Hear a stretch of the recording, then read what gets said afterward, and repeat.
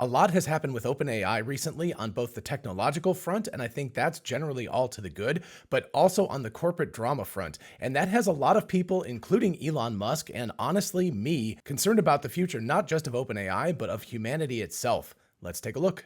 Hey y'all, it's Dr. Know-It-All. So today I want to talk about OpenAI and in particular Sam Altman as the CEO and kind of, figurehead leader of OpenAI, whatever you want to call it. And this is a story that's been building for quite a while, and certainly it came to a head around Thanksgiving last year, November of 2023, when he was fired for a whopping 48 hours, maybe 72 hours, and then rehired. He was basically fired on a Friday and rehired before Monday. So it was like one crazy weekend of drama. But that drama just brought to a head things that have been going on for quite a while. A super brief history of OpenAI. Elon Musk and Sam Altman started talking, I believe, back in 2015.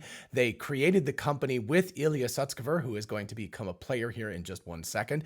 And then the company was founded to be OpenAI. The whole point was they were going to open source everything. It was all going to be available. It was going to be a research lab. Things have clearly gone a very, very different direction since then. The joke now is OpenAI equals closed AI. It's basically like war is peace, freedom is slavery, that kind of a thing, like 1984 kind of double speak. And during that time, a lot of people, including Elon Musk, have become very, very concerned about Sam Altman, and they believe that he's being very duplicitous and essentially trying to take over the world with AI. But very interestingly, if you look at Sam Altman's behavior and his personality, he reads as very honest and non-duplicitous. And I've studied an emotional physical system called bioenergetics, which is definitely not mainstream psychology, but in my experience, as well as my ex-wife's, who specializes in character acting and uses this and other techniques professionally, I found it to be a really useful tool to determine personality types. As these screen grabs show, bioenergetics contains 5 main body psychology types, and the most dangerous of them is what was formerly termed psychopathic, but due to the negative connotations, has been renamed to controller/leader or aggressive. Generally, there are 2 types of the controller, the bullying one and the seducing one, and my concern is that even though I personally read Sam Altman as honest and forthright, he could be a seducing controller type, which is a personality type that many of the biggest heroes and villains in history have shared. Of course, take this all with a grain of salt, but I always go back to thinking about the seducing controller personality type when I watch interviews with Sam. Like I said, I personally read Sam as honest and forthright, but let's just say I keep a weather eye out for signs that this might not be true. And after all of this lovely preamble, Sam, if you or anyone on the OpenAI team would like to have a chat, I would be honored, totally honored. I promise I will ask hard questions, but I'll also be totally fair, and I will enjoy hearing your thoughts on the future direction of OpenAI and the drive towards AGI and ASI.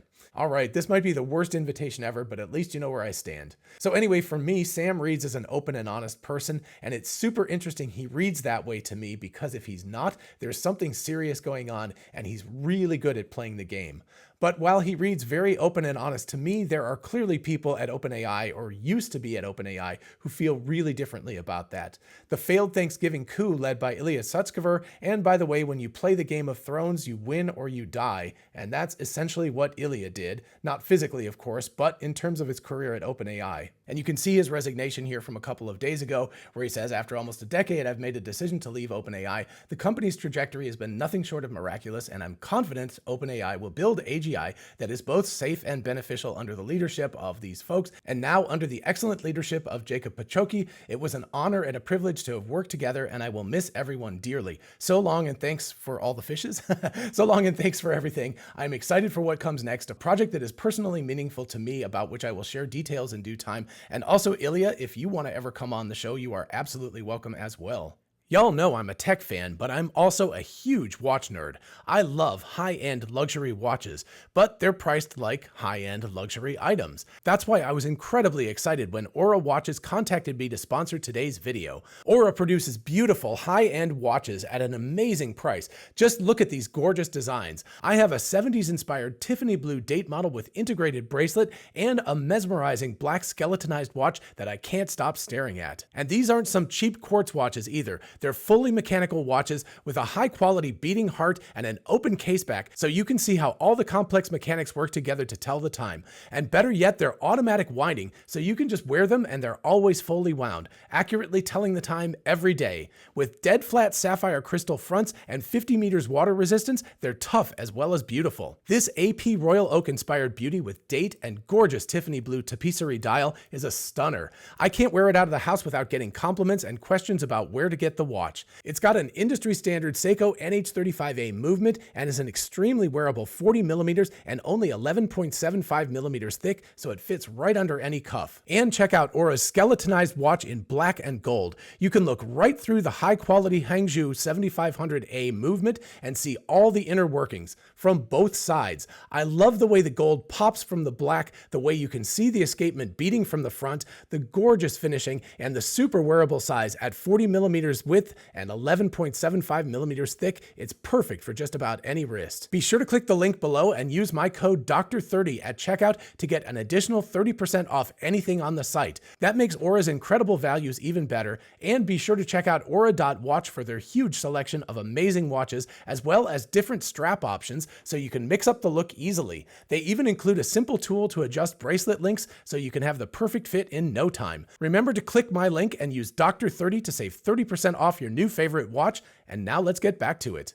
And while Ilya's role was never particularly defined in this particular capacity, it seems like he was very much involved in the safety and alignment team. That is the group of people trying to make sure that as OpenAI drives towards artificial general intelligence, that they're actually doing it in a safe manner and that the AGI will eventually align with humanity's best interests and that it's being done in the safest possible manner at the expense of speed and things like that. And the counter argument that people are claiming, and of course Ilya doesn't really say anything here, it's very, very sweet and all that stuff, and then Sam writes back something and says like, it was great working with you, I'll really miss you, you're one of the geniuses. So really warm stuff on the surface, it sounds great and all that, but underneath it all, the problem is that it sounds like the alignment and safety team did not get the adequate resources and were being shoved to the side in order for shiny new objects, as Jan Leike says. And speaking of Jan, and some people say Jan, and I'm not exactly sure, so I apologize if I'm saying your name incorrectly.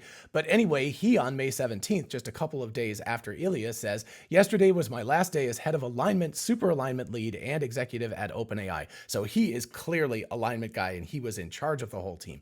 And then he kind of goes on, OpenAI must become a safety-first AGI company. To all OpenAI employees, I want to say, learn to feel the AGI, act with the gravitas appropriate for what you're building. I believe you can ship the cultural change that's needed. I'm counting on you. The world is counting on you. OpenAI heart. And in other posts, Jan talks about how OpenAI has not given the alignment team the compute resources and everything else that they need. So he's clearly much more hardcore about the fact that he quit because OpenAI was not putting their money where their mouths are, I guess. Well, there's a bad metaphor for that. But anyway, they were not giving the alignment team enough resources, enough respect, enough credence as they build these new products out. So something happened back in November that caused this coup, and we're still seeing the fallout of that like 6 months later, and clearly the fallout is pretty major, and it looks like things may have shifted radically away from safety and alignment. And of course, if that's true, that could be very, very dangerous. And then one more post here from Sam himself in regards to the recent stuff about how OpenAI handles equity. There have been rumors and suggestions, and actually I think proof from actual documents, that OpenAI had non-disparagement clauses, which means that people could lose their non-vested equity, their shares in OpenAI if they said something bad about OpenAI, particularly after they left. And so he's trying to clarify that here. He says, we have never clawed back anyone's vested equity, nor will we do that if people do not sign a separation agreement or don't agree to a non-disparagement agreement.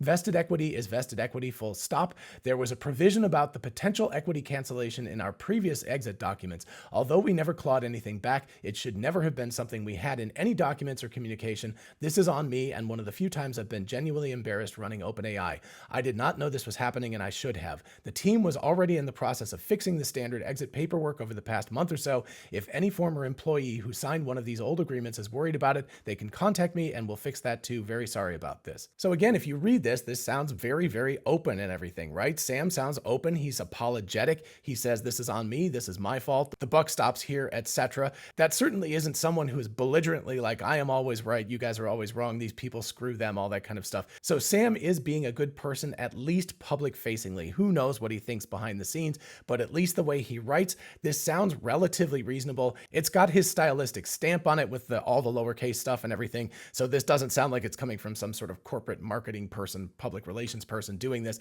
This is probably Sam himself writing this and taking the time to write this. So this is an important matter. And again, this sounds very open and honest. So with all of that in mind, let's turn to something that was published on May 3rd. I've sat on this for a while because I didn't know exactly how to cover it, and so now I'm covering it. Anyway, reimagining secure infrastructure for advanced AI. OpenAI calls for an evolution in infrastructure security to protect advanced AI. I'm not going to read this entire document, although you will be able to see it on the screen, and I will leave a link to it in the description if you want to read it on your own.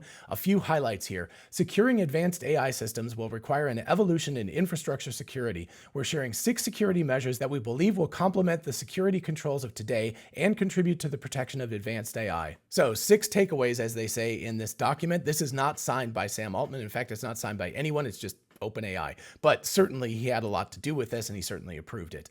Model weights are merely files that must be decrypted and deployed in order to be used, and if the infrastructure and operations providing their availability are compromised, the model weights are liable to be stolen. Conventional security controls like network security monitoring and access controls can enable robust defenses. However, new approaches are needed to maximize protection while ensuring availability. So this is very much against open sourcing of model weights and things like that. And this plays into the regulatory capture hypothesis that the folks in the All In podcast kind of pepper Sam with in the section I'm going to show in just a minute. So the first of their key takeaways, and this is really, really kind of scary here, emerging encryption and hardware security technology like confidential computing offers the promise of protecting model weights and inference data by extending trusted computing primitives beyond the CPU host and into the AI accelerators themselves. Extending cryptographic protection to the hardware layer has the potential to achieve the following properties. And of course, you can read those properties, but the scary part here is that the idea, it sounds like OpenAI wants everybody's GPUs to be registered. Now, Sam will probably argue that that is only like Blackwell chips or H100s or something like that, very, very advanced chips that are not generally consumer facing, but you don't know that. Regulations have a tendency to be regulations, and they tend to be much broader than at first envisioned. So this could be the kind of thing where you have a little bit of spyware in everybody's computers, and that's rather terrifying. And at the very least, it sounds like it could be in data centers all over the world as well, and that's not great either. So again, as a way of protecting their model weights, which OpenAI is very, very scared about, don't want open source things like Llama and stuff like that. What they want is to use the hardware itself, the GPUs and everything, to be registered and only decrypt the weights of these models if they are registered and approved GPUs. And that's kind of a scary thing to be thinking about. Then they get into network isolation guarantees. That stuff actually is pretty reasonable, honestly, in my mind.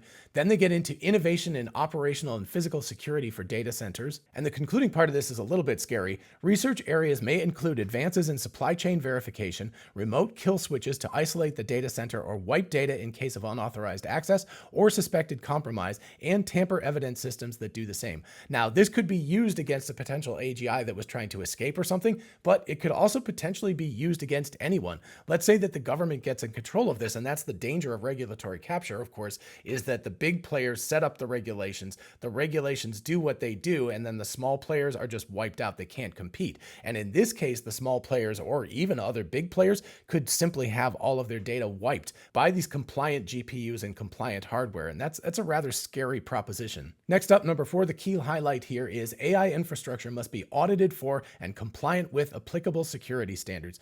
So yes and no, it really depends on whether you're talking about the building of the airplane or the output of the airplane. They're going to talk about this in the All In podcast here in just a second. But the idea is, do you audit the airplane as it's being built externally from the government? Now, certainly Boeing and Airbus and stuff, they should audit it while it's being built. But in terms of the governmental regulations, the general thing has been you build the plane and then you get it tested, and the output of the plane, the actual finished airplane, is what's tested for safety, not the input parts. So it's a little bit unclear here what exactly exactly they're going after. But the danger is that this could allow governmental oversight and insight into exactly what's going on inside these companies. And that sounds like really, really far overstepping of what government should do, especially considering that most of these people don't even understand this technology. So how are you going to do that? Next up, point 5 is AI for cyber defense. And I have to say, I pretty much agree with this. I think it is a national security issue. You don't want these things, if it is deemed to be private information,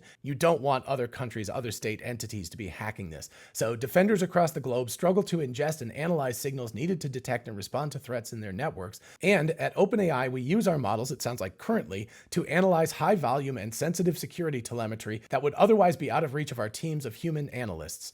So interesting. I agree with the idea here, but it also sounds like they may have AI in place as a backdoor watching data happen right now, watching data flow across the internet. And that is a little bit scary as well, right? Speaking of overreach, that's like corporate overreach or potentially governmental overreach because the two of them may be working together. And then finally, resilience, redundancy, and research, which makes really good sense because this is very much true and it's the way the internet works.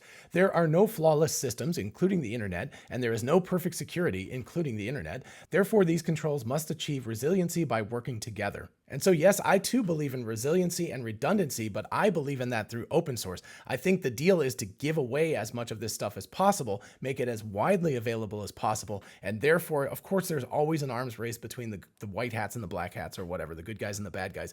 You're going to have that always, but what you want to do is arm everybody, arm the good guys with as much stuff as possible and not predetermine who the good guys are. The danger of single companies or very small, oligarchic groups of companies deciding anything is the same danger that a totalitarian government has. And that is that they decide what's right. And even if they have the best intentions at heart, they can't possibly decide what's right for everyone. And even if this particular generation has the best intentions at heart, you just don't know what's going to happen with leadership change. And you don't know what will happen in the future. So in my opinion, you really want something that's distributed, non-centralized. You want something that is much more redundant. And OpenAI is talking about redundancy here, but they're talking about them being redundant by having multiple server farms and things like that.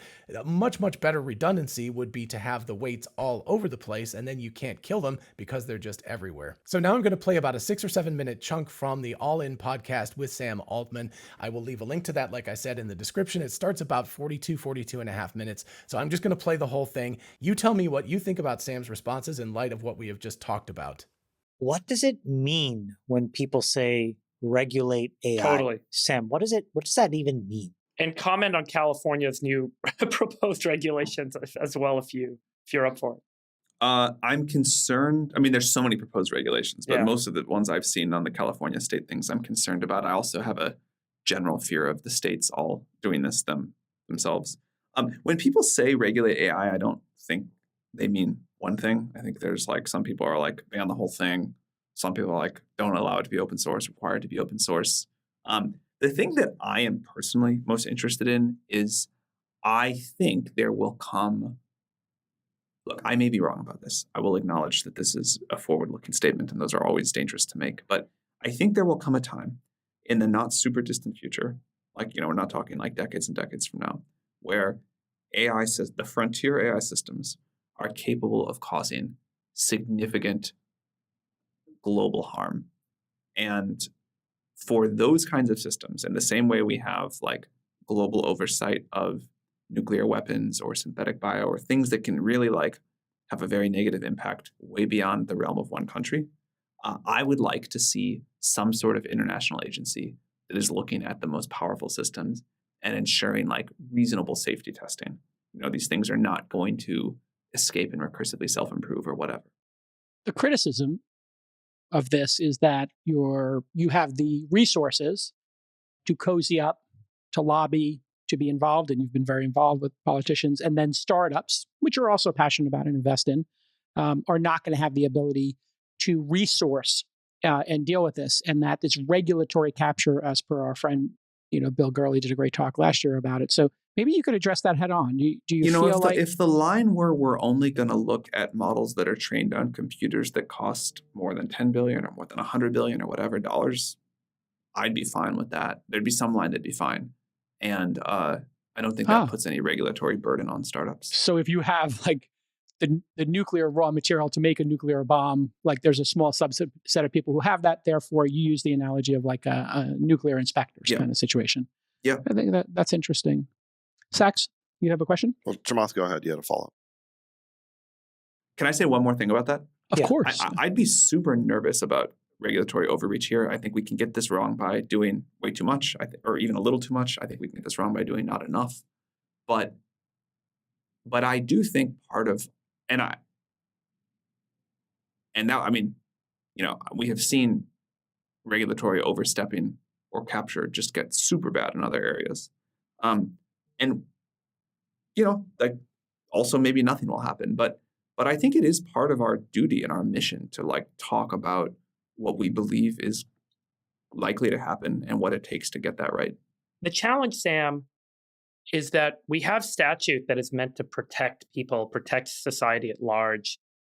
What we're creating, however, is statute that gives the government rights to go in and audit code, to audit business trade secrets.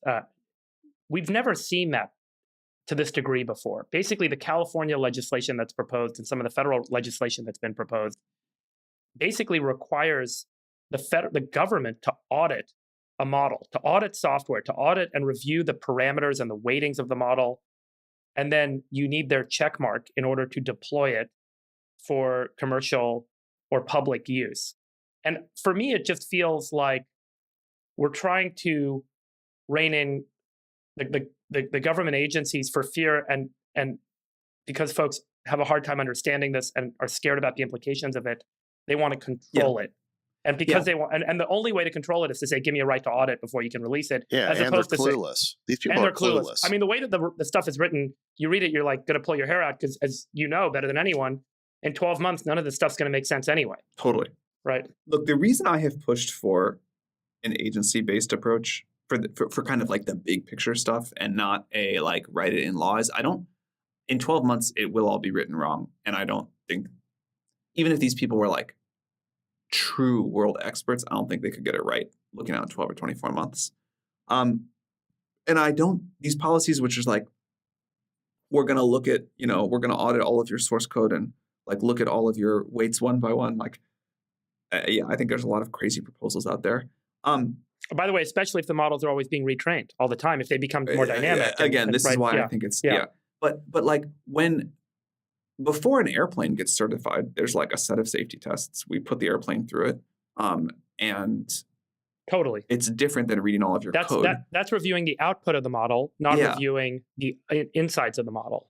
And so what I was going to say is that is the kind of thing that I think as safety testing makes sense. How are we going to get that to happen, Sam? And I'm not just speaking for OpenAI, I speak for the industry, for humanity, because I am concerned that we draw ourselves into almost like a dark ages type of era by restricting the growth of these incredible technologies that can prosper, that humanity can prosper from so significantly.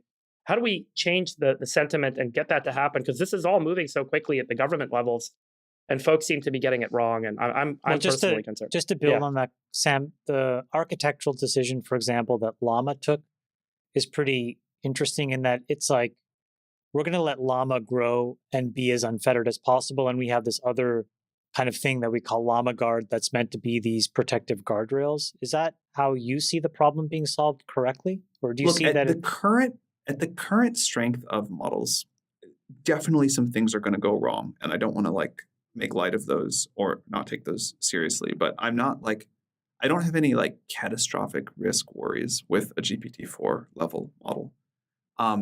And I think there's many safe ways to choose to deploy this.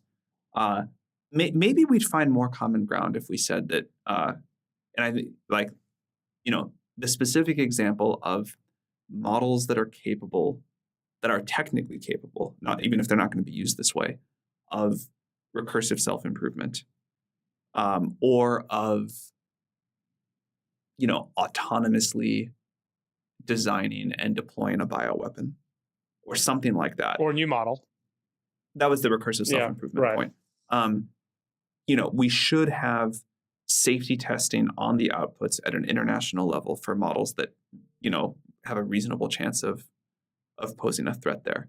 All right, so you got the setup, and now you've heard Sam respond to the folks in the All In podcast about his answers to all of this stuff. What do you think? His regulatory capture answer is reasonable, except that the document and what he says are not exactly aligned with each other, at least in my mind. Maybe I'm misreading the document a little bit, but it sounds like what he wants is kind of like an FDA or an FAA, Federal Aviation Administration, or something like that. He wants a body that examines the output of these things to see if they are too powerful. But when you look at things like registering GPUs and things like that, that is different than the output. That's actually the input of these things. That's insight into the businesses and how they're working, and having the ability to turn those things off or even erase them if you disagree with that. That's really different than the FAA. The FAA can only go like, this airplane is not safe. You need to take it back to the factory, or this design is not safe, or you just crashed, like Starship did or something like that, has an explosion. You've got to do an investigation. That is a really, really different thing than saying we can go into Starbase in Texas and just basically wipe the entire thing off the map, right? That's kind of what this, having a registered GPU and the ability to delete model weights and kill things off is sort of like that. It's that ability to just kind of go like, just clean slate everything. And that's a very, very different level of control. So that's not a regulatory agency in a traditional sense. That's much more of a regulatory agency in a much more draconian kind of Orwellian sense. So while I really like Sam's answer, and if I was listening to it in isolation versus the document, I kind of can't believe it fully. And I want to believe him. He sounds honest. He reads honest. What do you think when you watch him talk? Do you read him as honest, or do you believe that he's, being duplicitous? But I read him as honest. I just have to tell you, that's my reaction to him. He seems like a good guy. Seems like somebody you could go get a beer with and he would be honest and wouldn't stab you in the back or something. But I don't know. The other really interesting part about this is he's not worried about GPT-4. And honestly, it's not that good. It's not going to, GPT-4 is not going to take over the world. Now, you could use it for nefarious purposes, but that's your fault. You can use a hammer for nefarious purposes if you want to.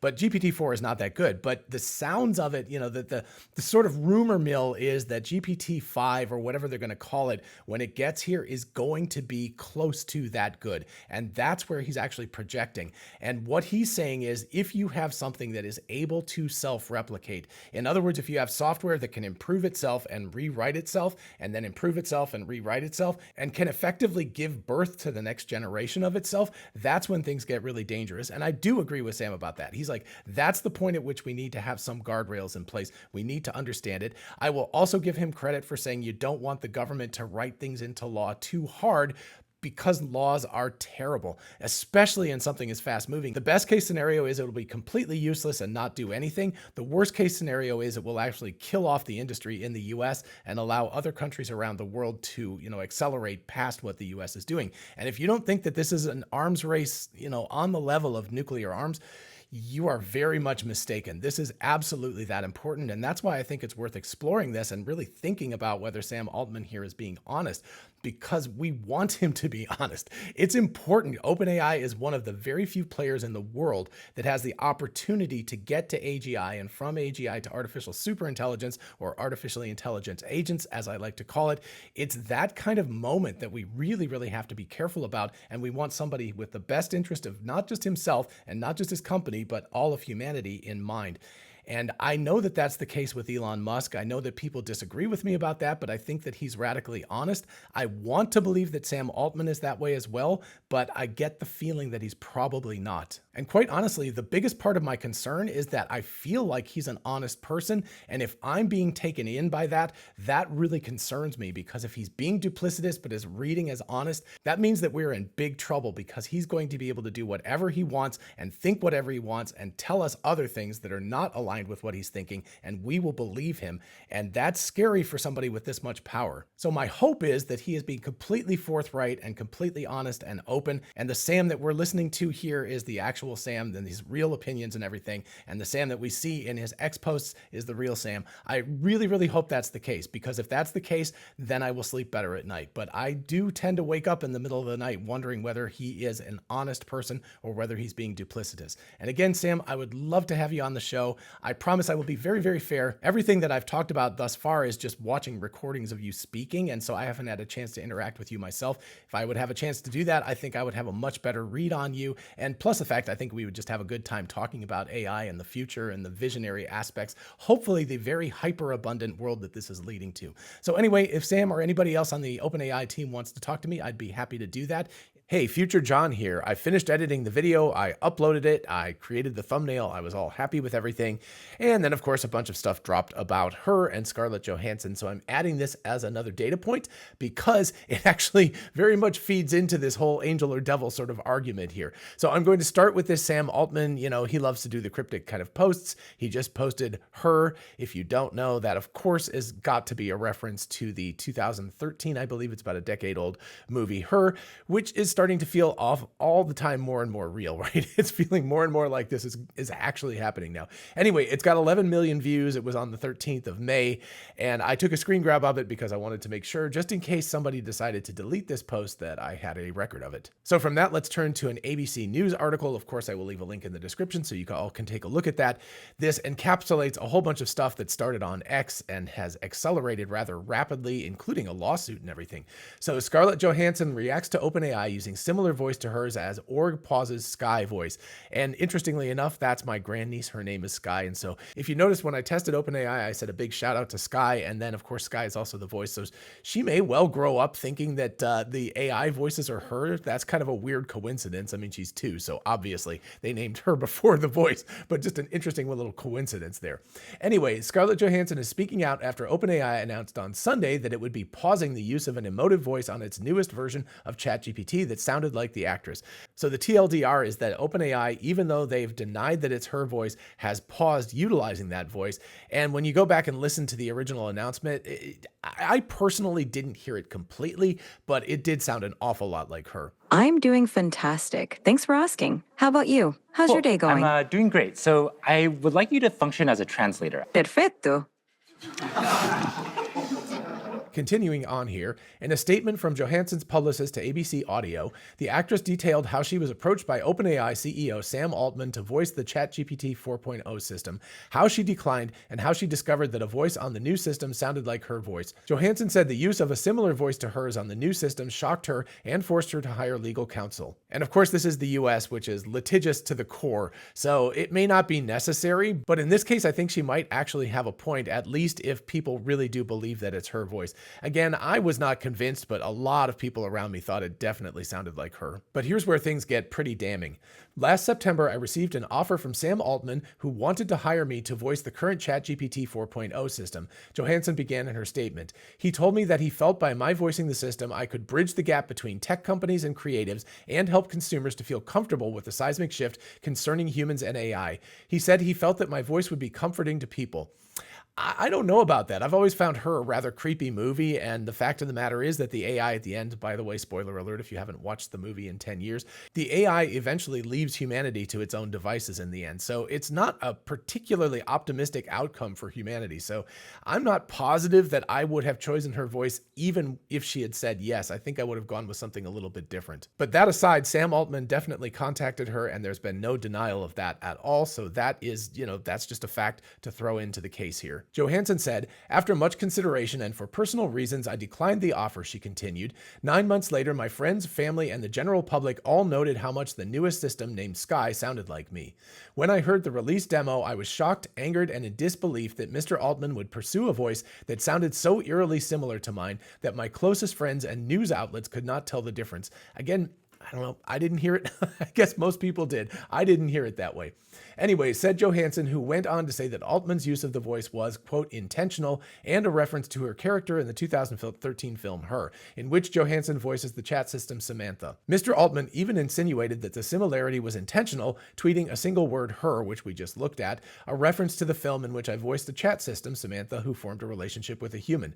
Johansson said, referencing Altman's May 13th message on X, formerly known as Twitter, which fueled more questions about the voice's origins. 2 days before the ChatGPT 4.0 demo was released, Mr. Altman contacted my agent asking me to reconsider before we could connect. The system was out there. So yeah, that's even worse, right? To actually ask 2 days ahead of time. It's one thing to ask and be denied and go about your own business, but then to call her back 2 days ahead of time and ask again, that makes it sound an awful lot like they intentionally found somebody who sounded just like her, and even if they didn't have her particular voice, they would have her approval. So in the public announcement, they could have said, hey, and it's voiced by Scarlett Johansson or someone similar to that, or we have a sound that's like it, or it's Scarlett Johansson approved, or whatever that kind of thing is. That would have been a nice cachet to bring along with the announcement. OpenAI, of course, wanted to have their announcement one day before Google I/O because they always like to preempt Google. They have that sort of ego battle thing going on. And so they probably should have waited an extra week and gotten back in touch with Scarlett Johansson,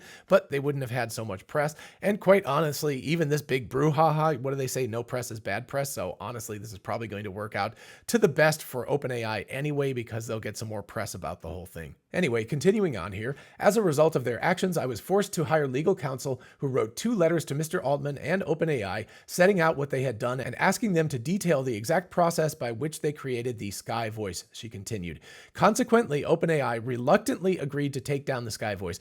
Reluctantly, I don't know, I can't answer that question, but they definitely have done that. They've put a pause on all of these things. I believe there are other voices. It was a little unclear from the demo, and I don't have a copy myself right now, but you know, that female voice, the weird flirty female voice, which supposedly sounded like Scarlett Johansson, it was creepy, whatever it was. I did find it a little overly flirty and friendly and vivacious and stuff. I kind of would like my assistant to be a little bit more low-key personally. But that aside, clearly OpenAI has bowed to her wishes and taken it down.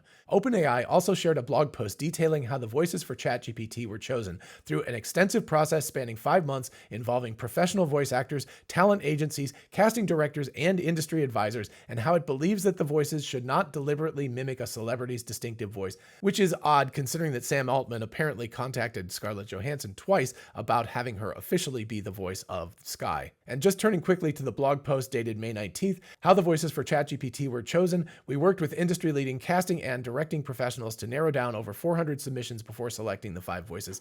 Definitely check out the link in the description. I'm not going to go through the whole thing. That's just too long for right now. Continuing with the article, it also said that Sky's voice is not an imitation of Scarlett Johansson, but belongs to a different professional actress using her own natural speaking voice. And again, I do not hear Scarlett Johansson in the voice. I hear similarity to Scarlett Johansson, not her. So I think that this statement is accurate. They did hire a person, but part of the hiring the person might be how close can you get to Scarlett Johansson? In which case, even though they're not officially taking her voice, they're getting awfully darn close by trying to mimic her voice as closely as possible. The article states OpenAI did not release the name of the actress voicing Sky, nor the other actors for the other voices of the system to protect their privacy. Johansson ended her statement by addressing the larger conversation around artificial intelligence and privacy as a whole, and I think this is actually quite useful at this point. In a time where we are all grappling with deep fakes and the protection of our own likeness, our own work, our own identities, I believe these are questions that deserve absolute clarity, she said. I look forward to resolution in the form of transparency and the passage of appropriate legislation. No, please God, no legislation. We can have some sort of approval process or something. I've already talked about that in the rest of the video. But legislation in a fast-changing industry is just death. That will not work at all. Anyway, a passage of appropriate legislation to help ensure that the individual rights are protected. In response to Johansson's statement, Altman released his own saying OpenAI is, quote, sorry they didn't communicate better. The voice of Sky is not Scarlett Johansson's and it was never intended to resemble hers. We cast the voice actor behind Sky's voice before any outreach to Miss Johansson. Out of respect for Miss Johansson, we have paused using Sky's voice on our products, he added. We are sorry to Miss Johansson that we didn't communicate better. So again, just as with the rest of the video that I recorded yesterday, we have this balancing thing. Are they in the right? Are they in the wrong? It sounds like what they did was they did a casting call. They cast her voice. More than likely, this person is going to come out and we're going to find out who Sky's voice is. Now, unfortunately, that she's not going to actually be used for the product. But on the other hand, OpenAI clearly reached out to Scarlett Johansson. They clearly wanted her to be part of this. They clearly wanted the voice to sound very, very similar to her because of the connection to her. So the intent was clearly to try to attach Sky, the vocal system in OpenAI going forward, to something that we humans were comfortable with because we already saw an example of this a decade in movies and it's part of the cultural, zeitgeist at this point. And thus something that we're familiar with and that we're like, okay, yeah, I've heard AI speak in voices things like this before, and it's cool. So regardless of whether you think that's a good or a bad idea, that's clearly what OpenAI was going for here. So we're stuck in a situation here where we have a voice actress that was likely not Scarlett Johansson, but at the same time, we also have a voice actress that was selected to sound very, very similar to her. And OpenAI had reached out to Scarlett Johansson and she had rejected them. So what they probably should have done was, gone back. This was months ago, right? They could have gone back and recast that particular actress's voice to sound different enough that it was obvious it was not Scarlett Johansson. This is something that they should have done back when Scarlett Johansson originally said no, but they didn't, and then they got themselves into this situation. So again, this is one more data point, and now back to the originally recorded video. In the meantime, give me your opinion about Sam. I'm going to hold it in abeyance until I have more evidence. Let me know what you think in the comments. And while you're down there, if you don't mind liking and subscribing, that really helps out the channel. Thank you so much. And finally, a huge thanks to Aura Watch for sponsoring today's video. Be sure to check out my link in the description to get 30% off your entire order, and I'll see you in the next video. Bye-bye.